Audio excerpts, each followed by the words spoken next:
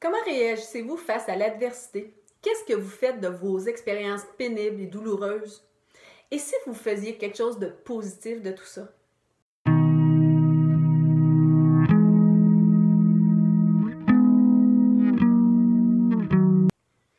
Bonjour, ici Marie-Christine Savard, coach de vie, éducatrice spécialisée, auteure et créatrice des ateliers Ouvrir les portes du bonheur.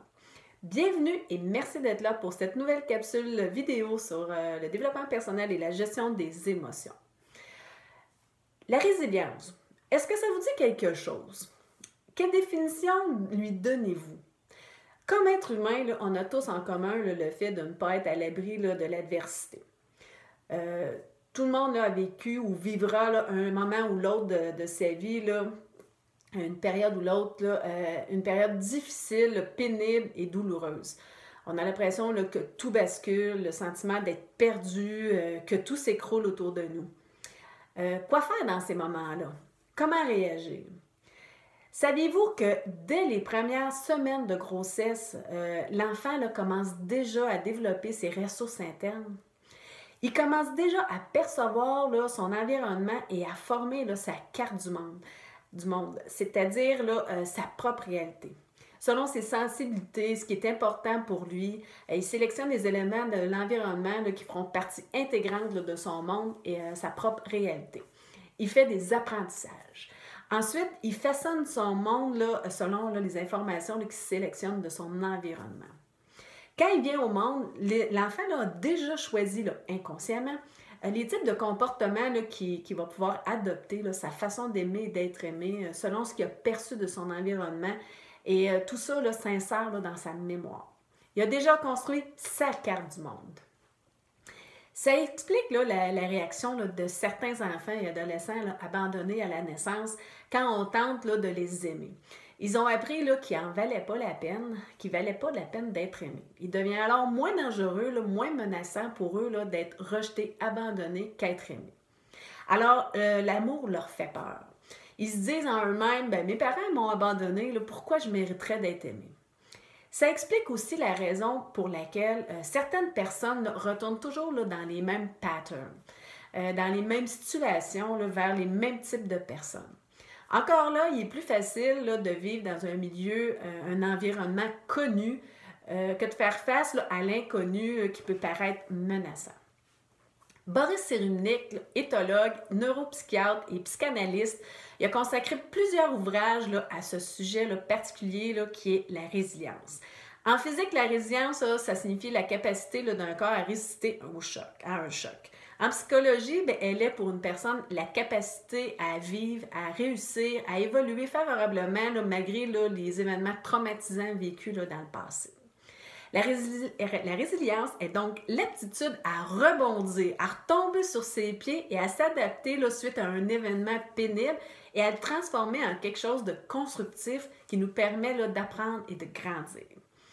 Quand on a l'impression là, que tout bascule, là, il est essentiel là, de s'arrêter là, pour vivre ce sentiment désagréable, là, pour ensuite chercher des solutions là, afin là, de retomber là, sur ses pieds et retrouver là, le chemin à suivre et se reconstruire, mais surtout de donner un sens à cet événement douloureux-là. C'est du moins la définition que les Américains là, donnent là, de la résilience. C'est une épreuve. Pour Boris Cyrulnik, là, il peut pas y avoir là, de résilience que s'il y a eu un traumatisme, une déchirure. Il doit y avoir une mort dans l'âme et un retour à la vie. La personne meurt intérieurement et redevient maître de ses émotions, de sa vie. Sinon, pour lui, c'est une épreuve. La différence entre le traumatisme et l'épreuve, c'est que dans cette dernière, la personne reste elle-même, tandis que dans le traumatisme, la personne là, se sent plus ou moins morte à l'intérieur. Or, pour lui, un enfant là, peut devenir résilient seul. Il doit puiser là, dans ses ressources internes, il doit se battre là, pour se laisser entraîner, pour pas se laisser entraîner vers le fond, jusqu'à ce qu'une personne là, devienne significative pour lui et lui tende la main là, pour lui offrir là, une ressource externe. Cette personne, le plus souvent, là, c'est une personne de son entourage immédiat, devient alors un facteur de résilience dans la mesure où elle lui donne l'espoir qu'il lui est possible de se reconstruire et de revivre. C'est en percevant les forces chez une personne en difficulté et en misant sur elle qu'on lui permet de remonter la pente et de se reconstruire une vie plus satisfaisante. La résilience est avant tout le développement de liens significatifs. L'écriture reste pour lui un facteur de résilience très important. Le fait d'écrire son histoire a un effet libérateur. Souvent, les gens qui vivent un traumatisme demeurent emprisonnés dans les images du passé chargées d'émotions intenses. Et de les évacuer sur le papier aide à s'en dégager. Tout comme Lucien Auger, il explique comment la réaction de l'entourage suite au dévoilement a un effet significatif sur la façon dont l'enfant va réussir à surmonter son traumatisme. Si l'entourage réagit en accompagnant l'enfant sans exagération, sans dramatisation, il va mieux s'en sortir que si l'environnement est perçu comme étant épouvantable et qu'il se positionne en prophète de malheur. Est-ce que la résilience s'apprend? Pourquoi pas? Certaines personnes semblent posséder des ressources internes et externes facilitant la résilience, mais personne ne naît avec la capacité innée de faire face à l'adversité. Ça s'apprend. Devant une situation perçue comme désagréable, pénible ou traumatisante, on découvre souvent des forces qu'on ignorait ou on rencontre des personnes qui deviennent significatives et aidantes pour nous. Comme l'explique Boris Cyrulnik, la résilience est un phénomène dynamique qui évolue dans le temps.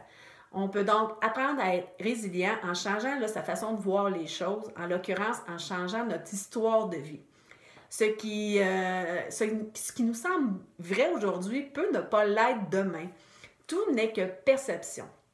Il ne s'agit pas de nier les faits, mais simplement de changer la signification de ceux-ci et de l'importance qu'on leur accorde.